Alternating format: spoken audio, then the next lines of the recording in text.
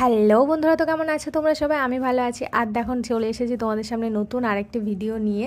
তো আজকের ভিডিওটা মূলত বাজারের ওপরেই হবে, কারণ ঘরে বাজার শেষ হয়ে গেছিলো। তো তোমাদের দাদা ভাই আর আমি চলে এসেছি বাজার করতে।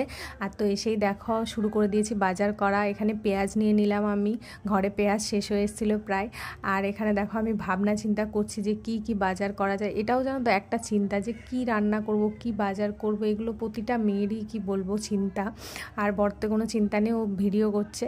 আর ওখানে বাবা বড় ঠাকুরের পুজো হচ্ছিল আজকে, যেহেতু শনিবার, তাই তোমাদেরকে একটু এটা দেখিয়ে দিলাম।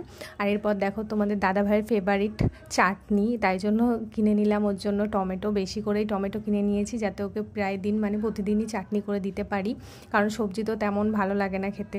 তো মাছ মাংসটাই বেশি ভালোবাসে খেতে, সবজিও খায়, মোটামুটি খায়। তো দেখো তোমাদের দাদা ভাই এবার চলে গেছিলো মাছের বাজারে মাছ কিনতে। আর এখানে আমি বাড়ি এসে রীতিমতো তাড়াতাড়ি করে পকোড়া ভাজতে শুরু করে দিয়েছি, কারণ এখানে ম্যাচ চলছে ইন্ডিয়া আর পাকিস্তানের। সেদিন ম্যাচ ছিল, তো দারুণ ফাটাফাটি ম্যাচ যাকে বলে। প্রচুর এক্সাইটেড ছিলাম ম্যাচটা নিয়ে। তোমরা কারা কারা খেলা দেখেছো অবশ্যই জানিও।